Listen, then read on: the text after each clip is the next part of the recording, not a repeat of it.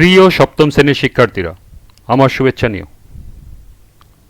আজকে আমি তোমাদের বিজ্ঞান অনুশীলন বইয়ের চতুর্থ অধ্যায় সূর্যালোকে রান্না থেকে বিভিন্ন প্রশ্ন ও ছকের সমাধান করে দেব। প্রথমে তোমাদের বলবো, যারা আমার চ্যানেলটি সাবস্ক্রাইব করো নাই তারা আমার চ্যানেলটি সাবস্ক্রাইব করবে এবং আমার সাথে থাকবে। তাহলে চলো আমরা ক্লাস শুরু করি। গনগনে রোদে পিচঢালা রাস্তায় খালি পায়ে হেঁটে দেখার চেষ্টা করে দেখেছো কখনো? এ চেষ্টা না করাই ভালো। জানোই তো রাস্তা কেমন আগুন গরম হয়ে যায় এই সময়। আচ্ছা, রোদ থেকে পাওয়া এই তাপ কাজে লাগানো যায় কি না ভেবে দেখো তো। এই শিখন অভিজ্ঞতায় রোদের তাপকে কাজে লাগিয়ে কিভাবে রান্নাবান্না সেরে ফেলা যায় সেটাই আমরা দেখব। প্রথম ও দ্বিতীয় সেশন। তোমরা কি জানো আমরা কত ভাগ্যবান যে সারা বছর আমরা সূর্যের আলো পাই? কাপড় শুকানো থেকে শুরু করে দৈনন্দিন হাজারো কাজে আমরা রোদের আলো আর তাপ ব্যবহার করতে হয়। তারপরও সত্যি বলতে সূর্য থেকে আসা বিশাল শক্তির ভাণ্ডারের খুব কমই আমরা ব্যবহার করি। এই শক্তির যথাযথ ব্যবহার করা গেলে সৌরশক্তির সাহায্যে আমাদের জ্বালানির চাহিদার সিংহভাগ মেটানো যেত। প্রশ্নটা হলো, এ ব্যাপারে তোমাদের করণীয় কি হতে পারে? তোমরা নিজে নিজে তো আর একদম বড় পরিবর্তন রাতারাতি ঘটিয়ে ফেলতে পারবে না, কিন্তু এই শক্তি কাজে লাগানোর কিছু উপায় কিন্তু তোমরা শ্রেণীকক্ষে বসেই করতে পারো। একটা ভালো উদাহরণ হতে পারে সৌরচুল্লি। চলো এবার শিখন অভিজ্ঞতার মধ্য দিয়ে সবাই মিলে সূর্য থেকে পাওয়া শক্তি ব্যবহার করে সৌরচুল্লি বানানোর একটা চেষ্টা করে দেখি। গনগনে রোদ কোনো বস্তু বেশিক্ষণ রেখে দিলে কি ঘটে কখনো খেয়াল করে দেখেছ? বস্তুটি ধীরে ধীরে গরম হতে থাকে, তাই তো? সব বস্তুই কি একই রকম গরম হয়ে ওঠে? কোন কোন বস্তু রোদে রাখলে বেশি গরম হয় একটু চিন্তা করে নিচে লিখে রাখো।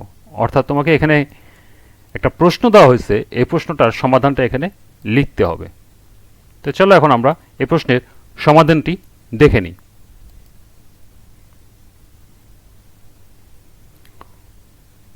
প্রশ্নের প্রথম অংশ, গনগনে রোদে কোনো বস্তু বেশিক্ষণ রেখে দিলে কি ঘটে কখনো খেয়াল করে দেখেছ? এর উত্তর হবে হ্যাঁ, খেয়াল করে দেখেছি। গনগনে রোদে কোনো বস্তু বেশিক্ষণ রেখে দিলে বস্তুটি ধীরে ধীরে গরম হতে থাকে। দ্বিতীয় প্রশ্ন, বস্তুটা ধীরে ধীরে গরম হতে থাকে, তাই তো? এর পরের অংশ দেখো, সব বস্তুই কি একই রকম গরম হয়ে ওঠে?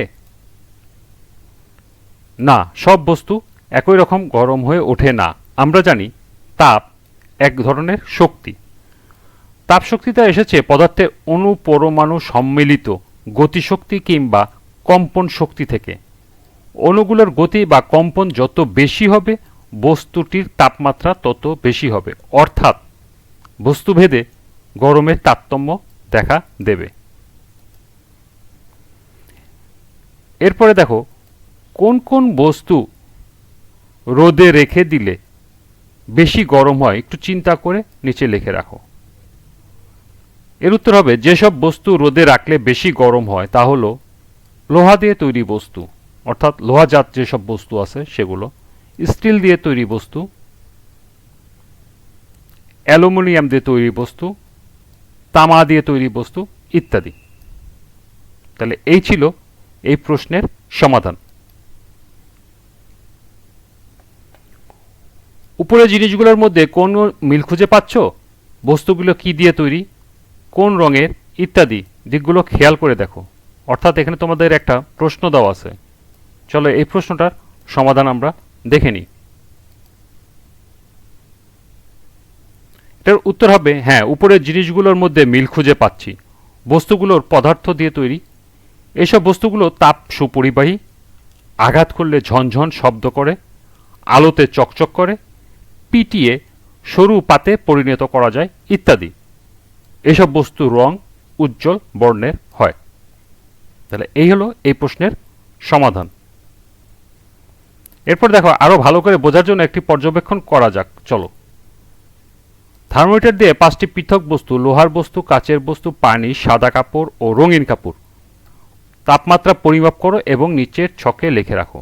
অর্থাৎ এখানে এই 5টি বস্তু নাম দেওয়া আছে। এই 5টি বস্তু সূর্যের আলোতে রাখার পূর্বে কত তাপমাত্রা সেটা আগে লিখে রাখতে হবে। এখানে আমাদের তাপমাত্রা মেপে লিখতে হবে। তো চলো এখন আমরা ছক 1-এর সমাধানটি দেখে নিই।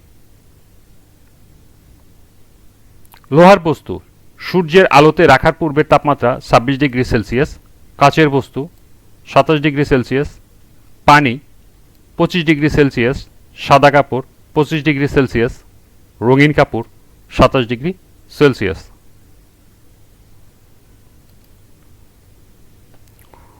সূর্যের আলোতে বস্তু রেখে দিলে এদের তাপমাত্রা পরিবর্তন হয় কিনা তা দেখার জন্য বস্তুগুলোকে একটু লম্বা সময় ধরে রোদে রেখে দাও।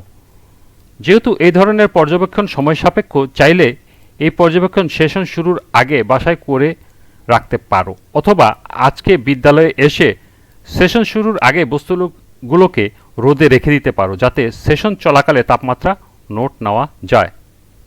এরপর নির্দিষ্ট সময়ের পর অন্তত 30 মিনিট রোদে রাখার পর থার্মোমিটার দিয়ে বস্তু 5টির তাপমাত্রা পুনরায় পরিমাপ করে লেখো এবং নিচের ছকে 2 বার নেওয়া তাপমাত্রার তথ্যটি লিখে রাখো। অর্থাৎ আমরা যে 5টি বস্তুর সূর্যের আলোতে রাখার পূর্বে তাপমাত্রা একটা লিখেছিলাম, সেটা এখানে আবার লিখতে হবে এবং 30 মিনিট সূর্যের আলোতে রাখার পর কত তাপমাত্রা হলো সেটা এখানে লিখতে হবে। আর কোনো মন্তব্য থাকলে এখানে মন্তব্য লিখতে হবে।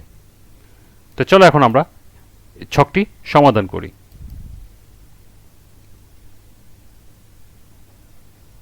বস্তুর নাম লোহার বস্তু, সূর্যের আলোতে রাখার পূর্বে তাপমাত্রা ছিল 26 ডিগ্রি সেলসিয়াস, সূর্যের আলোতে রাখার পরে তাপমাত্রা হলো 36 ডিগ্রি সেলসিয়াস। মন্তব্য হলো সূর্যের আলোতে রাখাতে তাপমাত্রা 10 ডিগ্রি সেলসিয়াস বৃদ্ধি পেয়েছে। কাচের বস্তু সূর্যের আলোতে রাখার পূর্বে তাপমাত্রা ছিল 27 ডিগ্রি, সূর্যের আলোতে রাখার পর তাপমাত্রা হয়েছে 33 ডিগ্রি সেলসিয়াস, 6 ডিগ্রি সেলসিয়াস বৃদ্ধি পেয়েছে। এরপরে পানি সূর্যের আলোতে রাখার আগে তাপমাত্রা ছিল 25 ডিগ্রি, সূর্যের আলোতে রাখার পর তাপমাত্রা হয়েছে 30 ডিগ্রি সেলসিয়াস, 5 ডিগ্রি সেলসিয়াস তাপমাত্রা বৃদ্ধি পেয়েছে।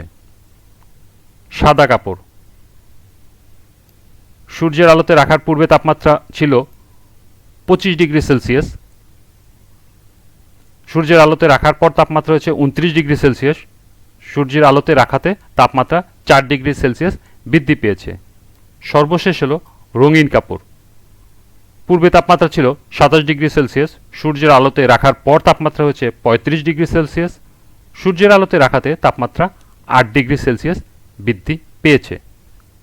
তাহলে এই ছিল ছক 2-এর সমাধান।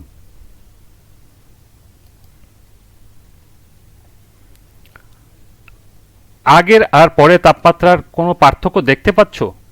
পার্থক্য থেকে থাকলে কারণ কি হতে পারে? আবার প্রতিটি বস্তুর তাপমাত্রা পরিবর্তন কি একই রকম ঘটেছে? বন্ধুদের সাথে আলাপ করে তোমার ব্যাখ্যা নিচে লিখে রাখো। অর্থাৎ এই প্রশ্নটার সমাধানটা তোমাদের এখানে লিখে রাখতে হবে। তো চলো এখন আমরা এটার সমাধানটি দেখে নিই।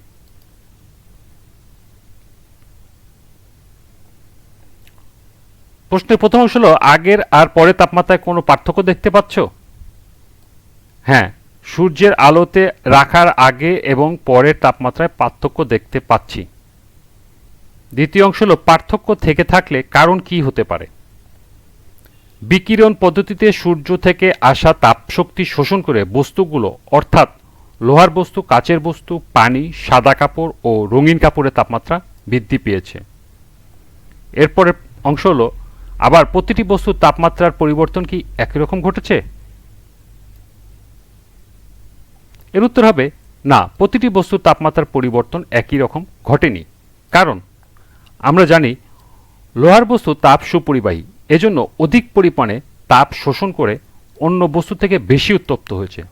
পক্ষান্তরে কাচের বস্তু, পানি, সাদা কাপড় ও রঙিন কাপড় তাপ পরিবহন ক্ষমতা কম হয় অল্প পরিমাণ তাপ শোষণ করে কম উত্তপ্ত হয়েছে। আবার রঙিন কাপড়ের তাপ শোষণ ক্ষমতা সাদা কাপড়ের থেকে বেশি হওয়ার কারণে সাদা কাপড়ের তুলনায় রঙিন কাপড় বেশি উত্তপ্ত হয়। তাহলে এই ছিল এই প্রশ্নের সমাধান।